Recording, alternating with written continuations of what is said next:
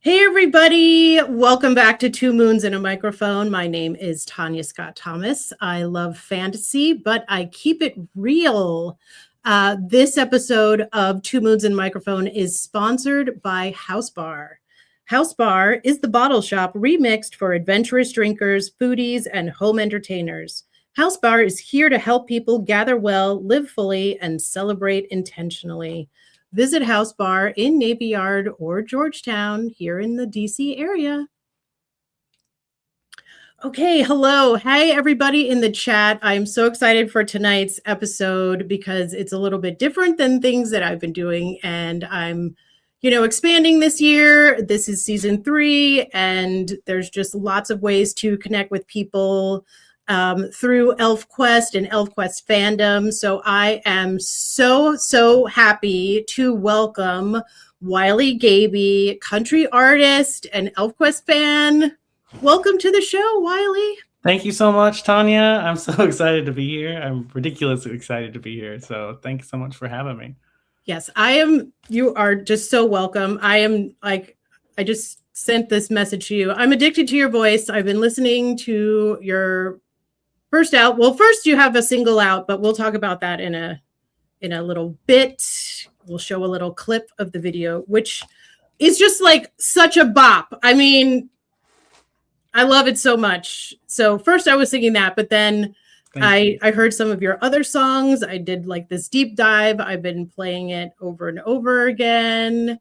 And, people might not know this, but I do like country music. I mean, I grew up in Maryland, and when I was little, Barbara Mandrell had a show, like a variety show with her sisters every week. And first of all, they would like be pulling out different instruments. I mean, they're like multi-talented. And I mean, as like a Gen X kid, like everyone had a variety show. Everybody had to be like triple threat, multi-talented. And I just I wanted to be a solid gold dancer. I love sequins. I love fringe.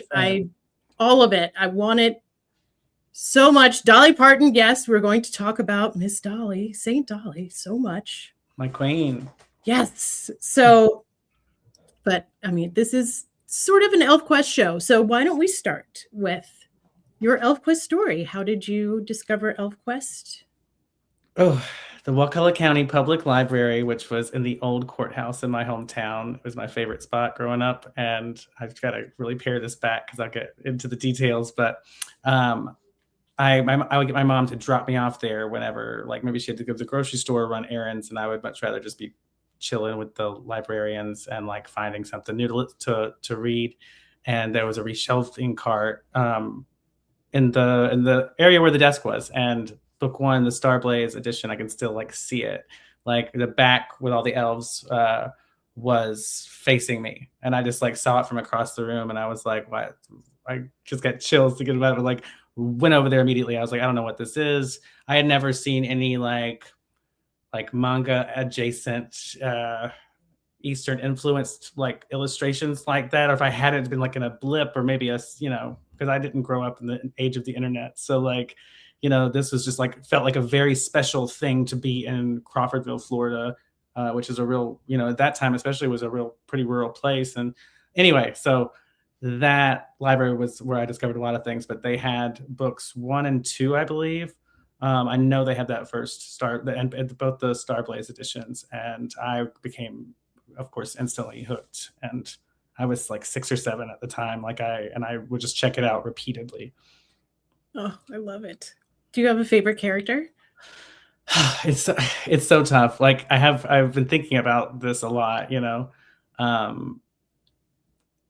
for me, like, I guess it would be, I hate to be so obvious, but like, I guess Cutter for me as a kid was just something that I just wanted to be the leader, and I wanted to be like, but that was kind of the easy choice. Women have always been my heroes, from like, whether it's a superhero or just like my mom and my sisters and grandmothers and, what have you. I've always just intrigued me, and I've always looked up to them. And sometimes the men would bore me in various things. So the women of ElfQuest, I just found to be so fascinating. Nightfall was probably one of my first favorites. Obviously Lita, and Winnowill is such an amazing character. And the way that Wendy draws them too, and the way that the fashion, I was just obsessed with general of ElfQuest. But I wanted to and I probably wanted to be them more than I could actually relate to Cutter in some ways. But like, because he was the hero, because he was the star when I was younger, I was like, I just was so, and also so fascinated by like his quest in general, like, which we can get into more how that relates to things. Yeah, so I guess I didn't answer fairly, but like, if I had to choose an answer, I would say, the women of ElfQuest. I mean, they're just so incredible. Oh, 100%. I mean, I can't pick a favorite. I have like so many. I love them all. I love Nightfall. She is like the true ride or die. Yeah. She is just, I mean, she's the only character that is like, I know exactly who I am from like day one. Day one. And it just never changes. She's so steady. And I love that about her. So reasonable. Like, I feel like you could go, anybody can go to her. I feel like that's a person who just like, I just feel like such a great character. Yeah, I love her. I love the Nightfall Redlance relationship and the like. She's gonna make it work.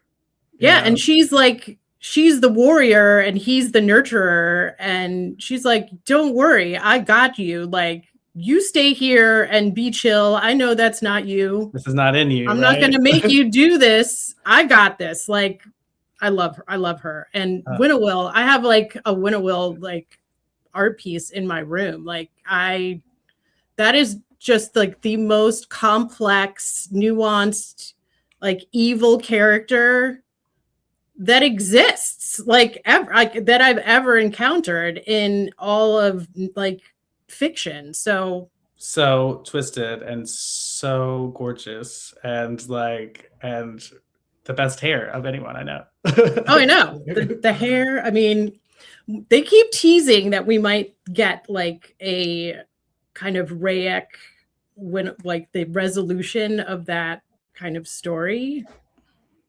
I don't know. I'd be into that. I know, Wendy peeks in sometimes in the chat, so you never know. And so I'm just putting that out there that we would all like to see that. They've been teasing a lot, and the 50th anniversary is coming up in 2 years, so we'll see. I don't know. So do you have like a favorite like story arc or all of it? I don't want to say all of it. I definitely, there's some really strong nostalgia ties into books 3 and 4.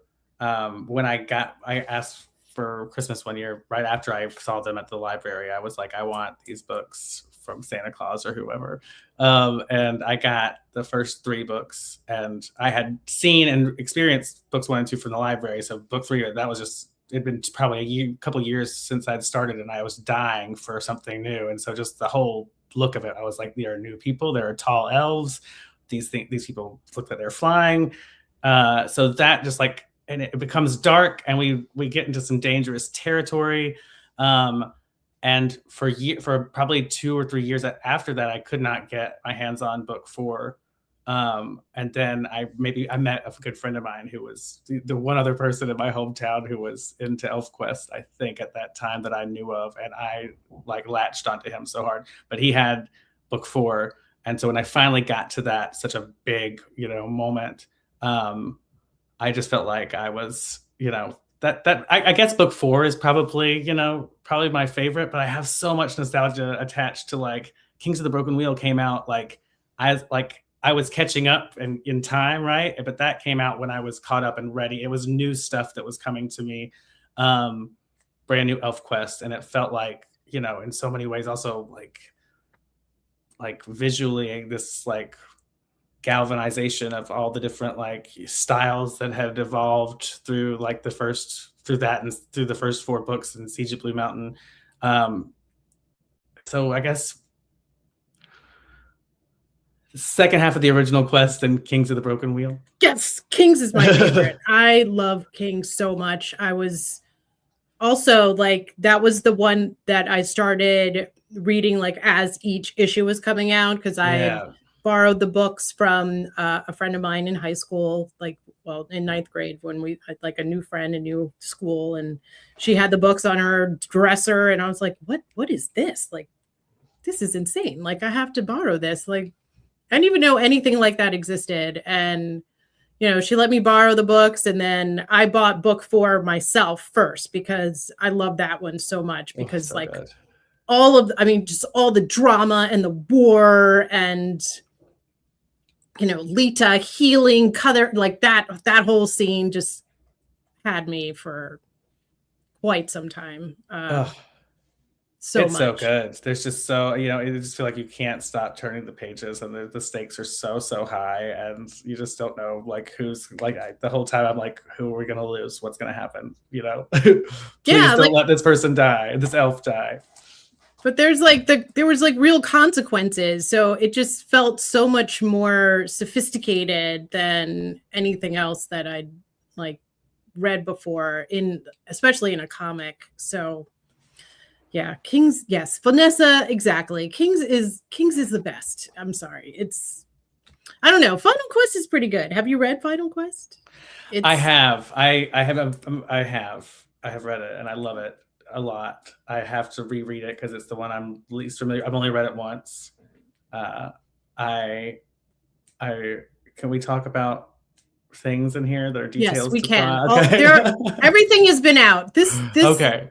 Final Quest has been out for 8 years, so if you are not up to date, I am so sorry, but the spoiler period is closed.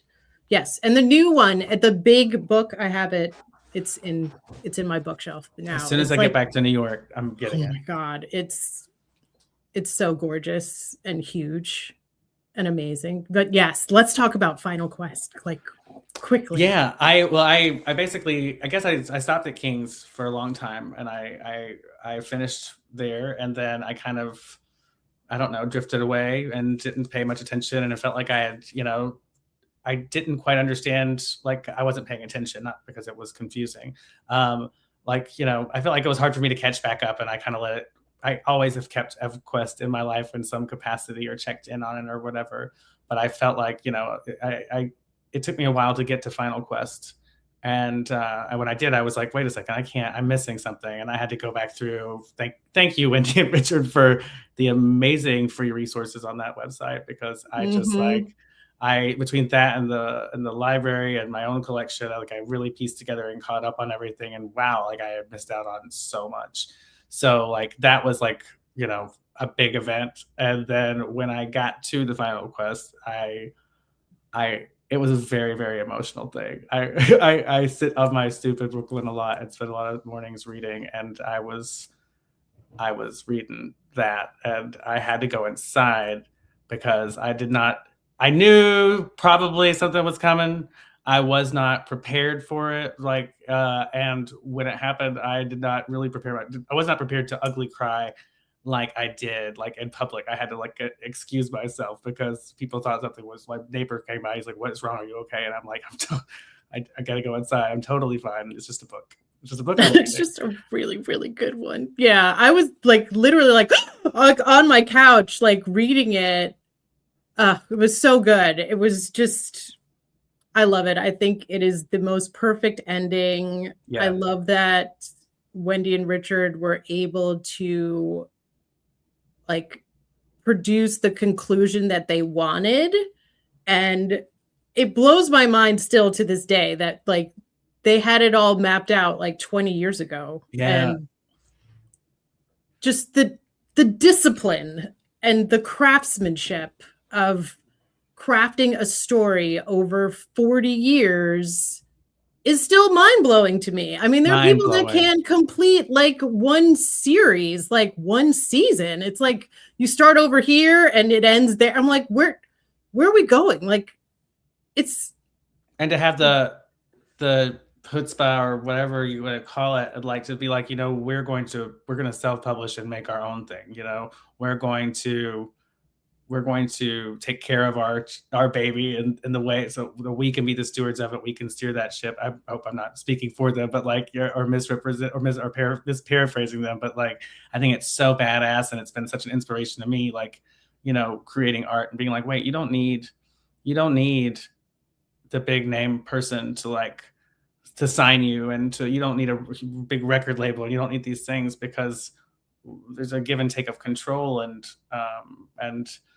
not being able to have like, you know, the reins to tell the story the way you want to tell it. And I think that that's such an inspirational and powerful move that they're like, you know what, we'll make our own damn books. And I'm so glad they did. Yeah, I mean, they shopped it around and they all passed. Like they were like, no, this is too weird or whatever. And I mean, they knew that they had something great, and it just needed to get out to the world. And it still blows my mind that like the first issue, they ran like 10,000 copies, which is insane for like a completely new property that's never been out, even back like way back then. And that all sold out. I mean, that's a lot. Oh, unbelievable. I mean,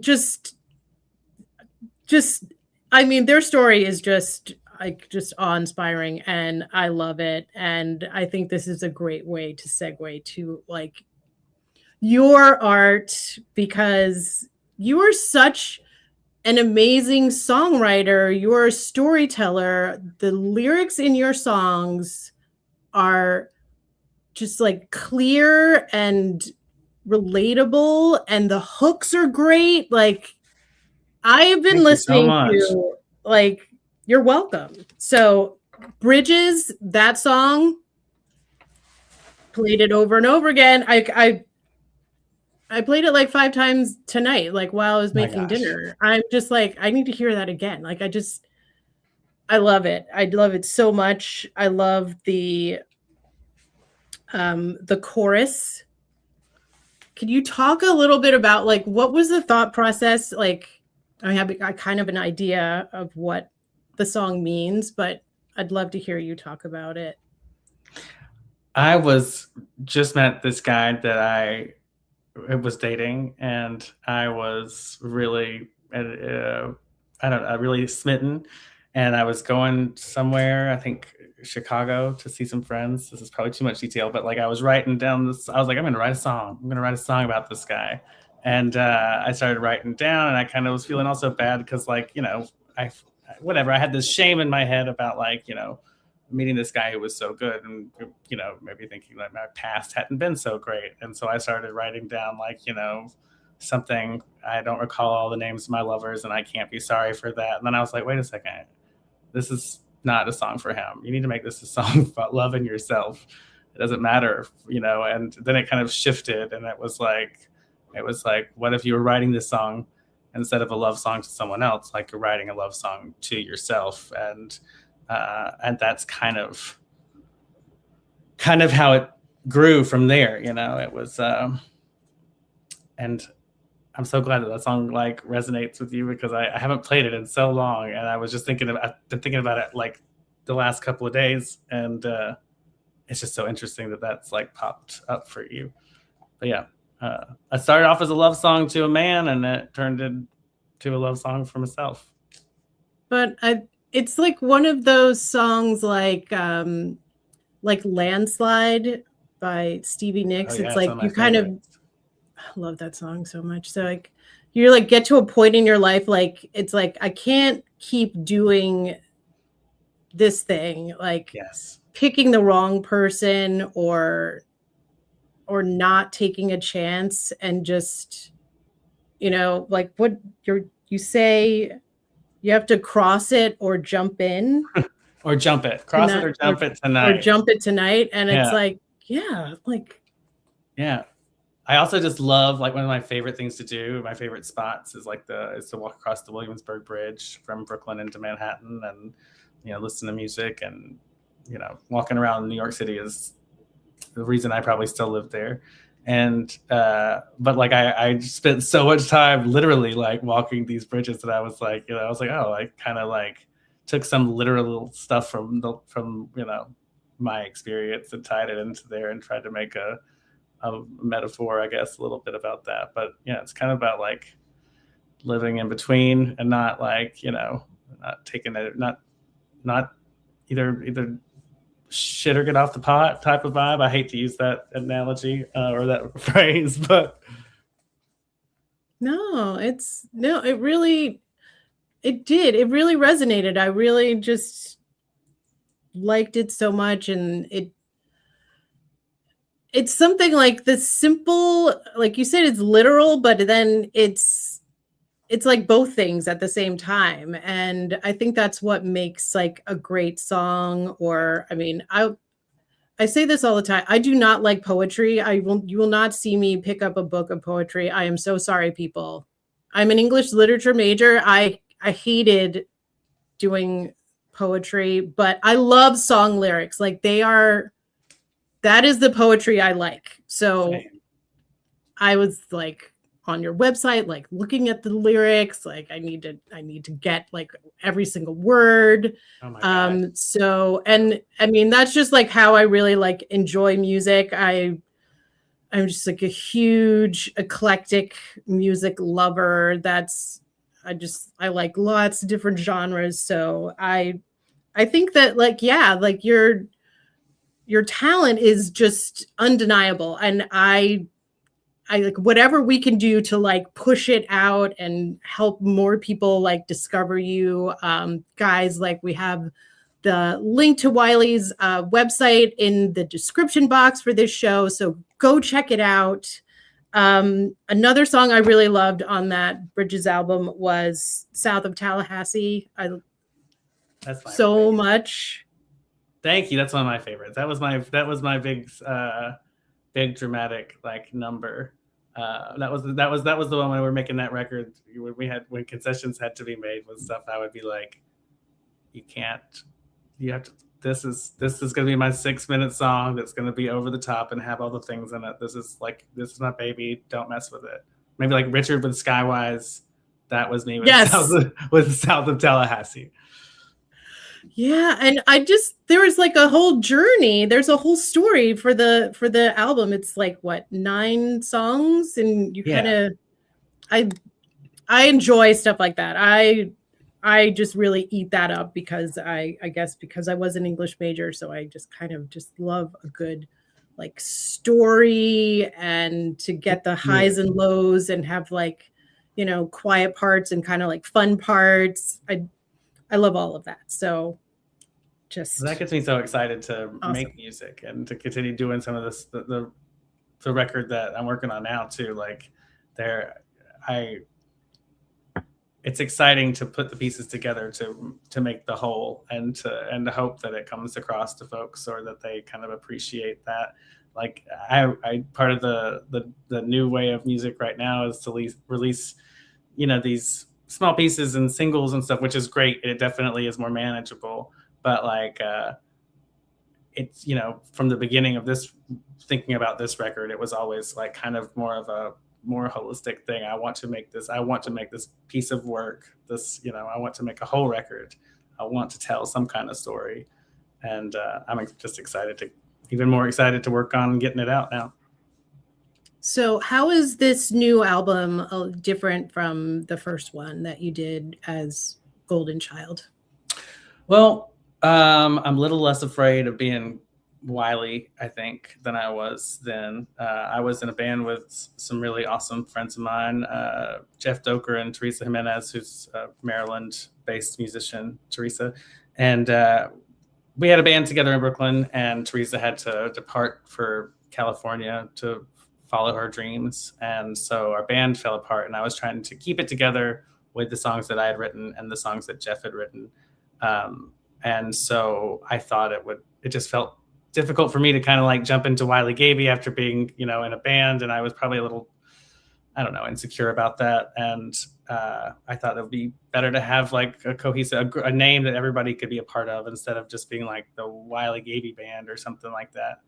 And so it gave me like a nice little, mask to write out of and feel like, if it's Golden Child, it fails, that I don't necessarily fail, so And so that was really freeing and really exciting. And I'm very proud of like a lot of the stuff that we did. But that was the first record we'd ever made. And it was, you know, I was real green, still am to a lot of that process. And so, you know, I think that after a while I got confusing for me to like go out on the road and play solo as Golden Child. That didn't feel like an authentic me, right? And I wanted to play as Wiley Gaby, and then it would be explaining to people on shows, you're like, well, I do have music out. You're gonna have to find it under Golden Child, and it's not a really amazing rapper Golden Child or the really amazing K-pop Golden Child.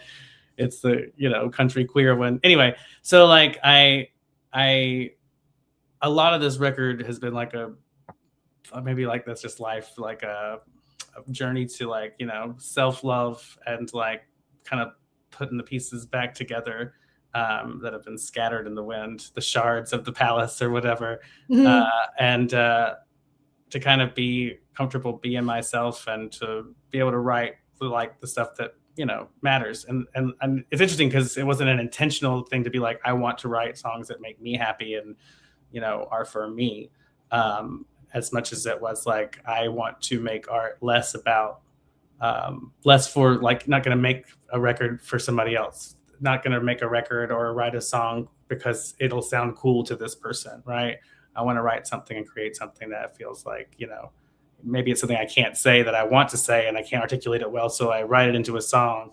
And it just kind of like, the songs kind of, the Wiley Gaby songs have kind of been like a little less concerned with other people think and more concerned about like, you know, just getting what's in my heart out there as, you know, truthfully and as possible, and in a way that hopefully doesn't hurt anybody's feelings. Well, so your first single is definitely a declarative statement. Yeah. It is. I don't think a song could embody all of the things that you were talking about loving yourself and just doing it for you. Do you want to give a little intro? We were going to play a clip. Yeah. Yvette, if you're ready. Sure. Do you want to introduce your song, your first single on your new album? This is my debut single, I Don't Give a Fuck No More, a song that I wrote, and it's coming out. It's out now on Dialback Sound, and this video is so special to me. It was put together in one day in my apartment in Brooklyn with an all queer cast and crew and an all trans crew and director who really just made magic happen. And I can't believe it when I look at it that it happened. It has very little to do with me, that video. It has everything to do with that amazing crew of folks. Oh, well, I think it's great. Are we ready, Yvette? Can we play the clip? Do you think your sins will be forgiven just because you keep them hidden? Oh, well, good luck, boy.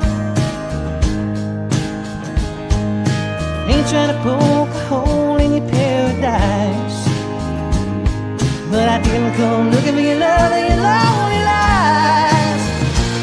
If you love me, you can hate me, but your feelings will no longer make me. I don't give a fuck no more. If you want me, you can tell me, but your demons will no longer harm me. I don't give a fuck no more. So no more.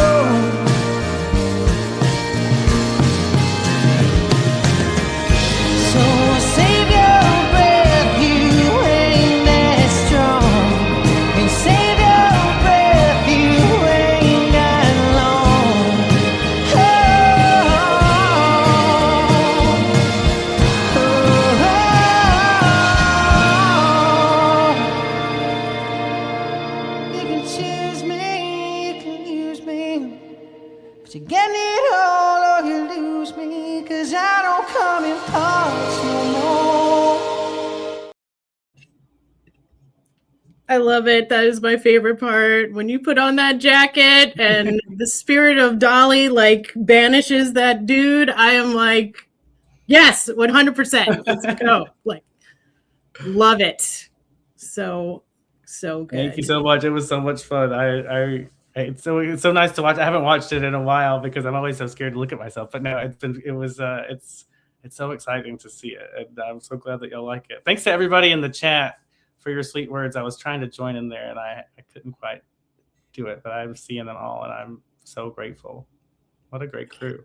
Yeah, the chat is going nuts. Everybody loves it. So Check sweet. it out, Spotify, all the things. Absolutely. We're on all the streaming services, and WileyGaby.com, Wiley G on Instagram. Reach out, email me. There's all kinds of. I'm happy to connect to all of y'all, and I'm so excited to share more stuff with y'all. Yeah, and you're touring, right? Yeah, tomorrow is my first show for the next leg of shows. I've been on the road pretty steady since the end of January. So tomorrow's Orlando, Florida, doing some Florida dates, and then I'm going to the Bay Area, Northern California at the end of April, which is so exciting.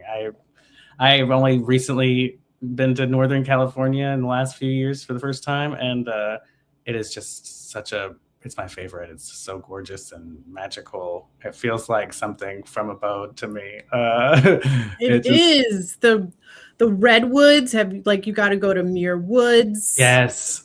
And just the fog and all it's so dramatic out there. It's so dramatic. It makes me feel like I'm in like an ElfQuest book or a fantasy story in general. Like that's why I just feel like everywhere on the West Coast that drama is just so magical. Absolutely. Thank you so much, Tamia. Tamia said she'll purchase directly from your website. Oh my gosh. The proceeds go to you instead of the. Thank you so much.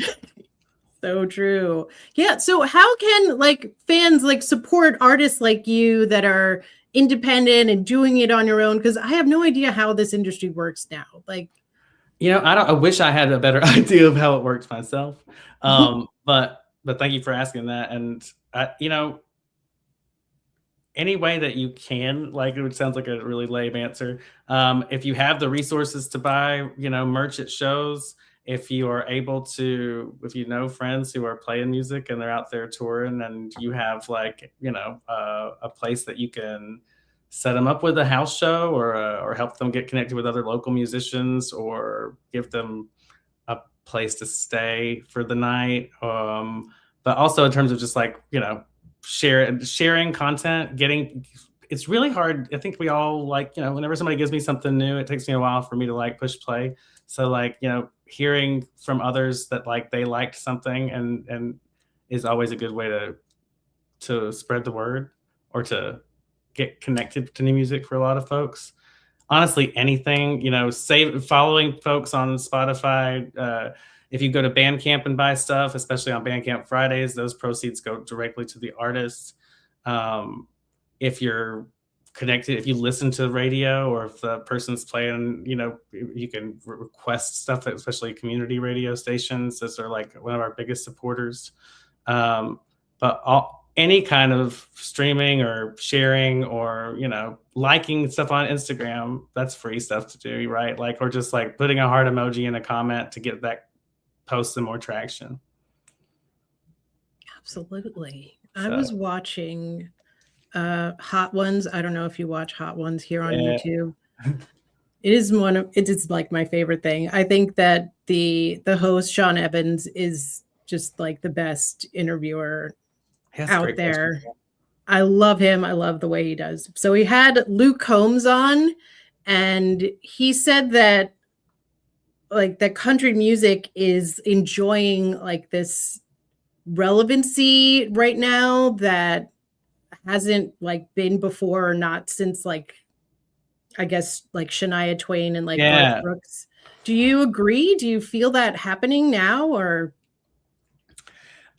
I have many thoughts on it, I guess. I mean, I assume that he knows better than I do, right? And I do know that country is coming back into the forefront and having a moment.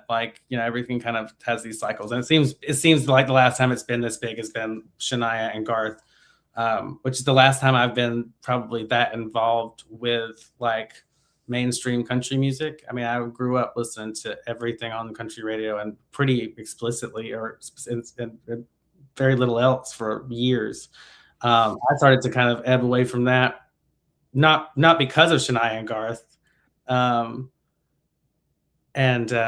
but like, you know, around that time I started to go back away from country music, and what was being made just felt so, when I did dabble in it, I didn't really resonate to me with like, it just wasn't stuff that I really liked. So when like more recently, I think that there's been some amazing, like in the last 15 years, like Margot Price and, you know, Sturgill Simpson and Tyler Childers, Amethyst Kaya, the Black Opry. There's like lots of really, really cool and really fantastic stuff that's been going out there that feels like more rootsy and more authentically country, whatever that is, and less like, you know, whatever the manufactured stuff that seemed to get a lot of airplay over the last like couple decades. So I do think it's having like a cultural moment. I think that's really like cool. It's really cool in queer country, especially. I know a lot of like that seems to be like bubbling up like never before. So I definitely can see that uptick.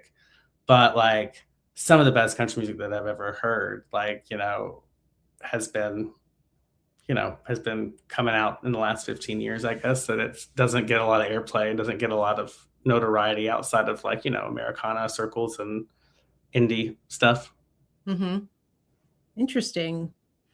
Yeah, I mean, I went to Cowboy Carter. One of my kids was their graduation present, and I mean, I'm not a part of the Beehive, but I mean, she kind of like worked something on me because she's a performer.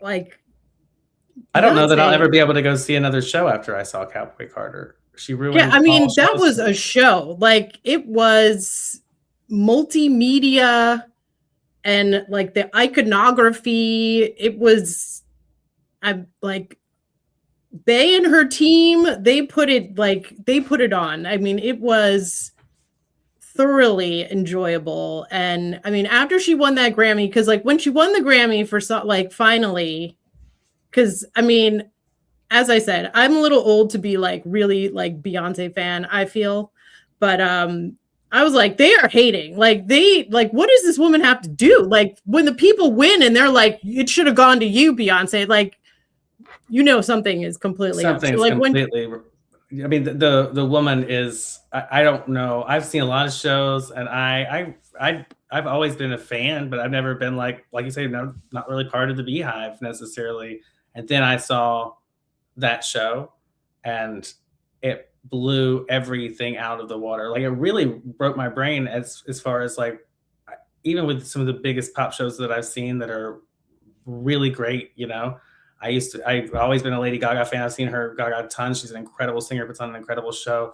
Seen Madonna, seen Celine, all those things. Like, it just was like seeing Beyonce do Cowboy Carter just kind of steamrolled everything. And it was like, I even saw a couple of concerts after that, and I legitimately was like I was thinking to myself the whole time, I was like, man, that Beyonce concert was good.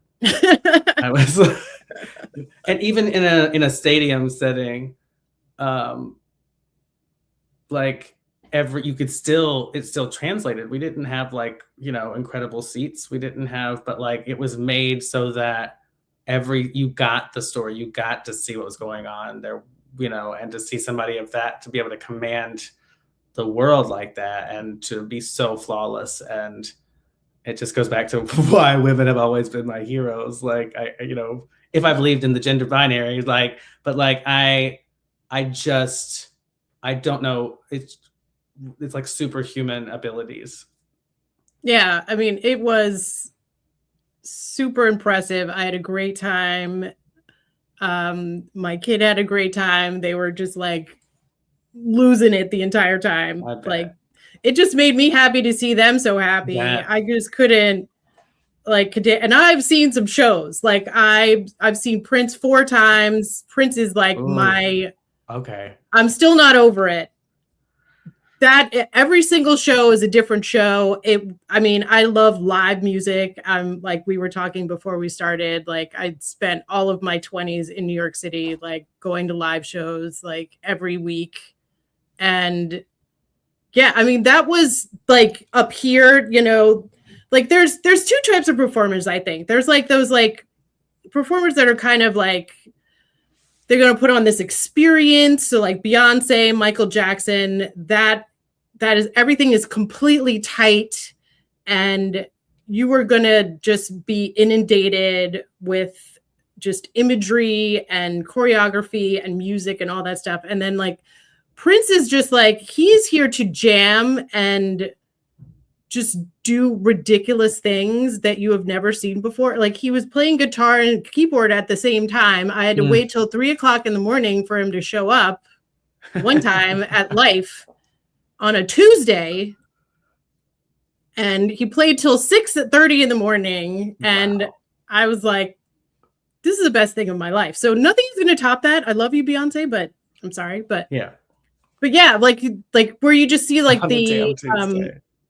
it was a Tuesday. It was like, I'm called in sick for work the next day. Like, I'm like, sorry, I can't because I've been up all night at this Prince concert. But yeah, I mean, it was like a secret concert. Like nobody knew, but like my friend's brother was like, what, a promoter. And he was like, like the word is Prince is going to show up at Life at, sometime. And we just waited. Like I just waited and waited. And like we got there like maybe Prince, like 11.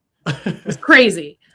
But yeah, like that had that just like spontaneous, just like ad-libbing craziness. Like I love both experiences. They're just great in different ways. Oh yeah. I just love it all. I'm just so happy you got to see Prince. So that's impressive. God, I love Prince so much. I'm still not over it. Legend. Yeah, I mean, I don't think any of us are. Prince and Bowie so close together, just like.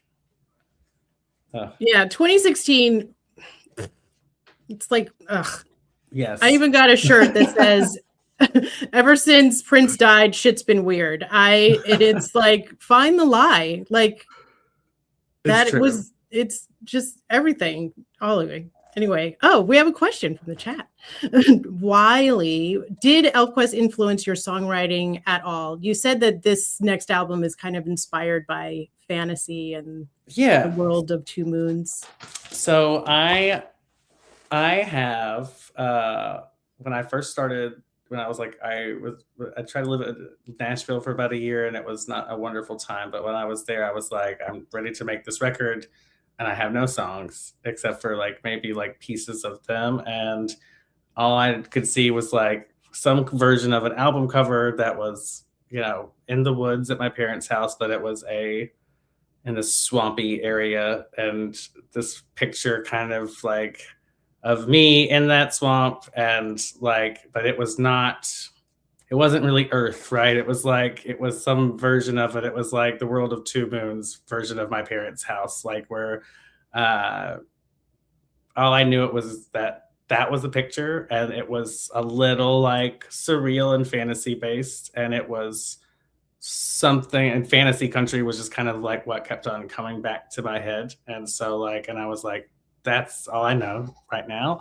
I don't know how I'm going to make any of this stuff. I don't know what this means, but just like, I just know that this is right. And I'm going to follow those breadcrumbs, and I don't know how that's going to happen, but eventually it will, or at least that will be like the thing that starts me on this journey, right? That I'm going to go in search of this thing, and maybe it'll take me somewhere. Maybe no one will know that fantasy was a part of this inspiration when I'm done with it, but that's like what I'm going to follow. And so like, I started like, I was thinking of being a kid and spending a lot of time in the woods and being a very, I had friends, but I also was like, my last name was Gaby and I was gay, and I was the last one to find out.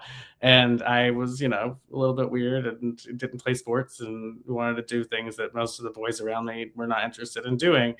And so fantasy was like, this escape. And between the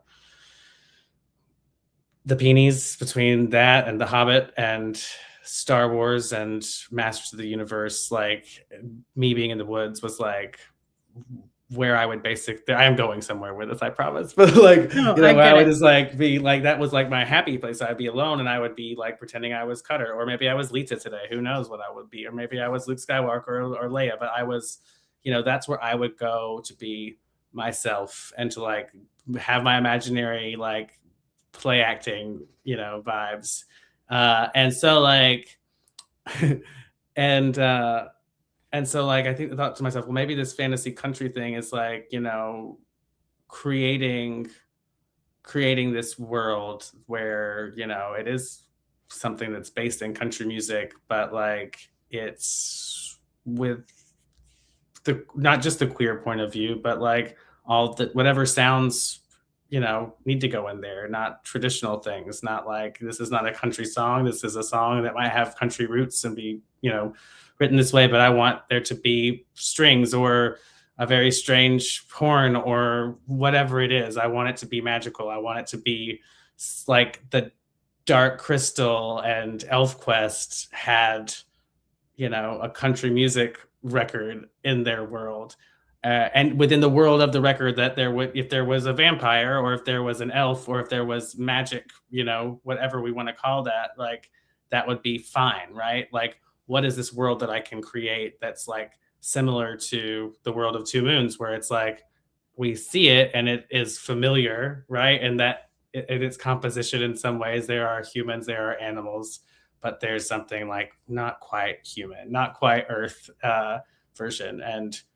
And so like, as like I start to like think about the world of this, like, you know, then I started thinking about like, maybe this album is kind of like a hero's journey of finding yourself and like, you know, and trying to love yourself and trying to bring all the things that you learned in the city home to your people who didn't get that same experience, and maybe bringing the good news back. I'm combining lots of things generally right now, but as that started to like come together a little bit more, I was like, and then especially as I was like rereading through all of the post Kings of the Broken Wheel stuff, especially like, you know, thinking about like, there's been this theme of shards and like, you know, finding all the pieces of yourself, finding your people, finding, you know, finding love, whatever that means. And I guess like getting out of that little bubble, but also creating the world and the art that you want to see. And so I think that probably sounded like a really like off the rails version of an answer to that question. But I find like it's really the world and of the record and the world of the creating that I've been trying to do, and also with like making the record. That world that I'm trying to create feels very influenced by the world of Two Moons, by fantasy stuff in general, and it's become like a really cool thing as we go through and make stuff, because like there'll be moments where, you know, I'll fight with the producer about like this electric guitar that I want to have in these synths or whatever, and it's like, you know, you can see their faces going a little like, you know, like what is this that you're doing? And I'm like, and then when it comes together, I'm just like, that's it. That's the, you know, that's the world of Two Moons. That's the Two Moon part. That's the Two Moons and the you know, our four-fingered friends hiding in the bushes. There's like there's magic, and it's also like, you know, also like at the very heart of like, you know, Cutter's quest at the beginning is to like bring all these groups together, not just pieces of yourself, but like, you know, finding your folks, finding your chosen family. And so like all of those elements, I never would have thought like that this would have been something that influenced like, you know, these kind of open, heartfelt country songs, but like working within that has really helped me, you know, crack into some stuff that I'm proud to get out there. I can't wait to hear more. I'm really excited. And when you first reached out to me, I was like, yeah. I mean, no shade to like the pan flutes of the fairy music that some people enjoy, and I love that for them. But it's just not something that like really it's not what I hear when I'm reading it. Like it just doesn't really resonate like to me. So when you like said country music, I'm like, well, yeah, because that's a story. That's storytelling. Like that's something I can kind of like sink my teeth into. Like I can listen to and be transported. And it's just like a little bit more grounded, like the Wolf Riders. They're, you know, they're of that world, not up here with their high hums. I can't relate. I'm sorry. So yeah, I'm just so excited because like I said, I'm addicted to your voice now. So I can't wait to hear like the next song and what's coming next. And I just wish you like all the success because you just seem like a wonderful person, and I just want the best for you. Thank you so much. So everybody in the chat, please follow Wiley on all the socials and share his music and enjoy the I Don't Give a Fuck No More, because that is going to be the bop of the summer. Let's make it that now. I'm putting it into existence because I mean, like, why not? Like, it feels appropriate for the time. Absolutely. Like I'm tired of, you know, like there's people like that you thought were your friends and then you find out like how they voted or they're like, well, what about blah, blah, blah. I'm like, no, you know what? I'm sorry. I'm like, I'm done being polite. I can't. Yeah, this is. I can't do this when you're like, yeah, like when people's lives are on the line. Like this is like real, like people are dying. Like I can't like do this like back and forth anymore. It's just like the perfect song for the perfect time. And everybody go like download it and play it like 10 times. Scream it. There's also, you know, and if you don't like if you want a clean version, we do have a clean version on Bandcamp, and I call it the fill in the fucks version.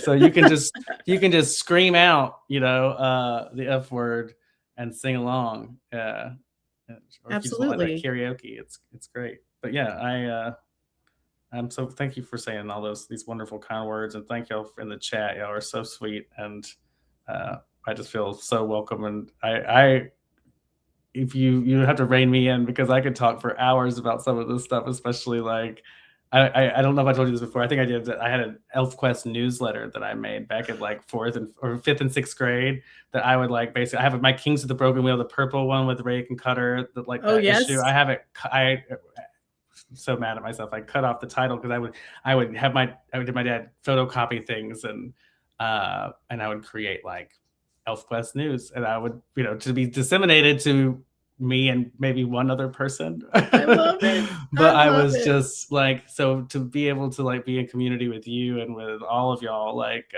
around this is like honestly like just the highlight of the last few months. Really, it's so nice. The ElfQuest fans are wonderful people for the most part.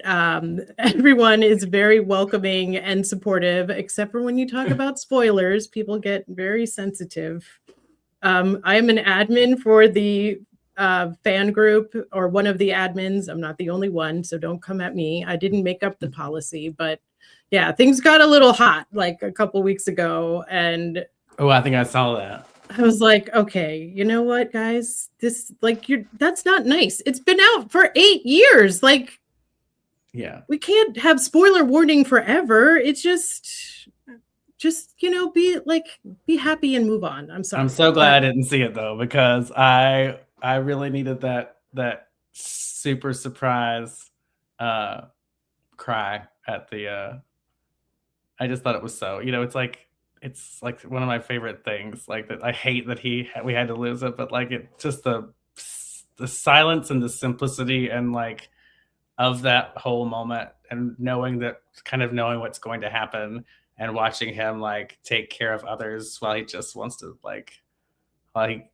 happens. It's just heartbreaking, and it felt like it couldn't have been more perfect, you know? Yes. You know, I think people have these things that they expect. Expectations, I feel like, are real tricky. But it's like, it kind of reminded me in a lot of ways of The Sopranos, which is my favorite show of all time.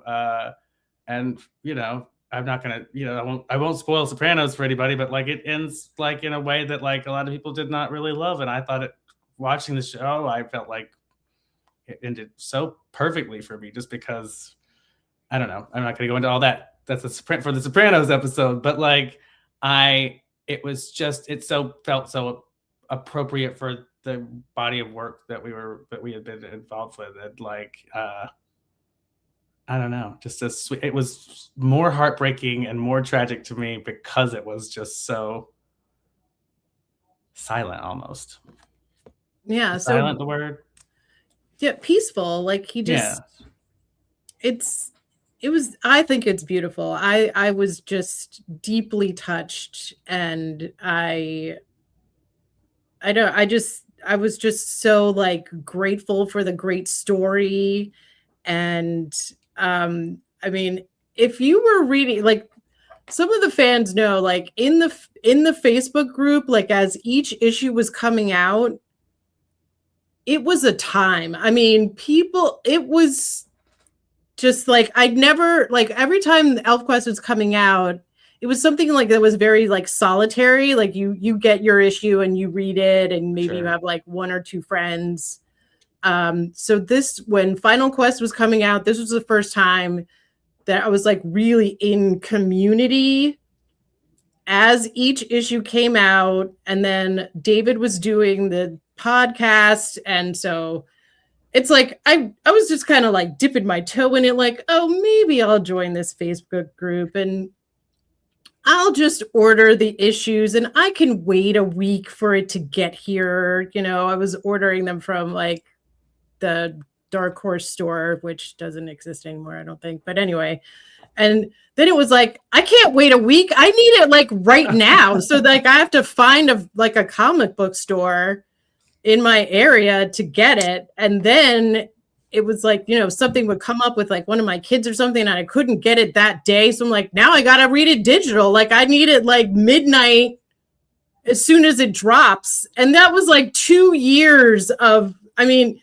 the Pennies know how to like just hook an audience and keep them. I mean, it is such a testament the way people will come back. Like you'll read it forever when you're a kid or when you are first introduced to it. And, life goes on. Like you have a life, you can drop out and then you like can pick it back up. And there's just so much rich story there to like draw you back in and keep you wanting more.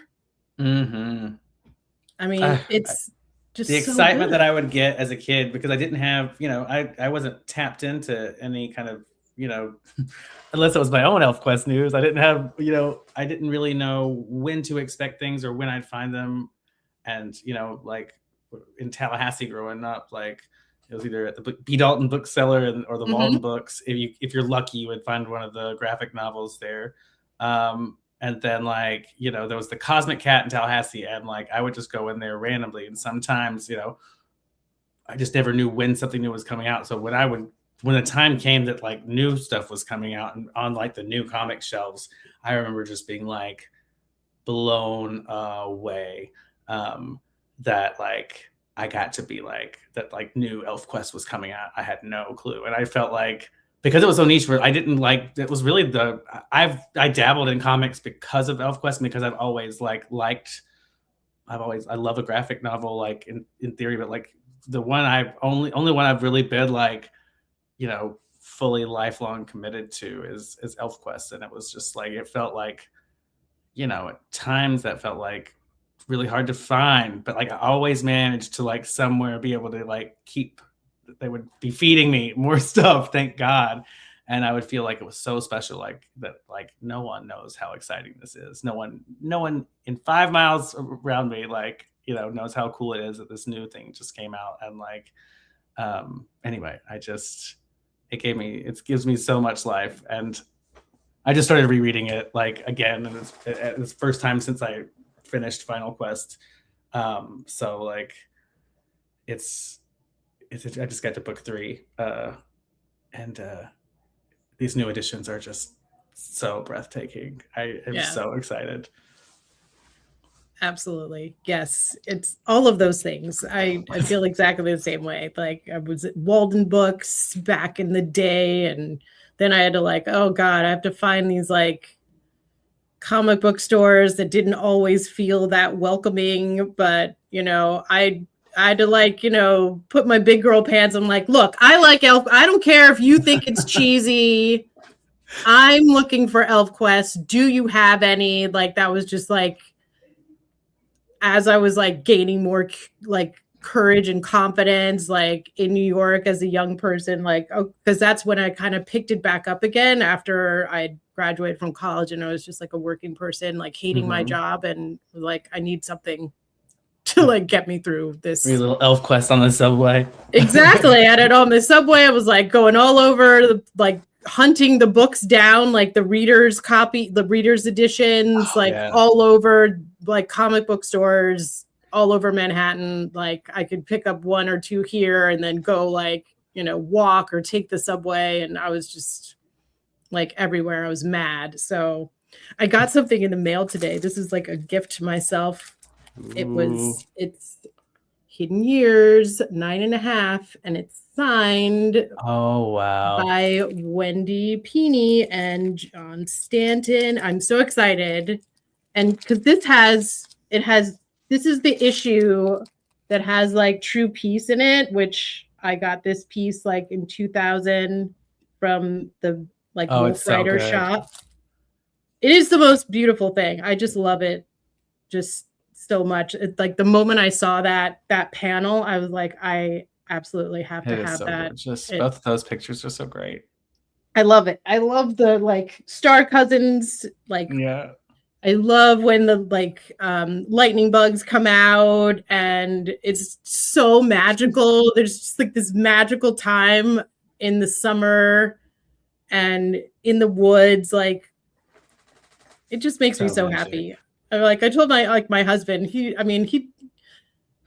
humors me so much. And he's like, what are you doing over there? Like, I'll be like walking, like we'll be sitting, like watch, like on the deck or something. And then I'll be like going off like somewhere in the woods. And he's like, where did you go? I'm like, well, it's like the magic area over here. I have to check that out. Like after sunset, I have to go over there because that's where the lightning bugs come out first. And I love to see it. And such a, like, I got to hold on to these things. But anyway, Wiley, this has been such a great conversation. Thank you so much for like contacting me. I'm so glad we could have you on and talk about ElfQuest and discovering your music. This has just given me so much joy. And I am, I'm a fan now forever. So me too.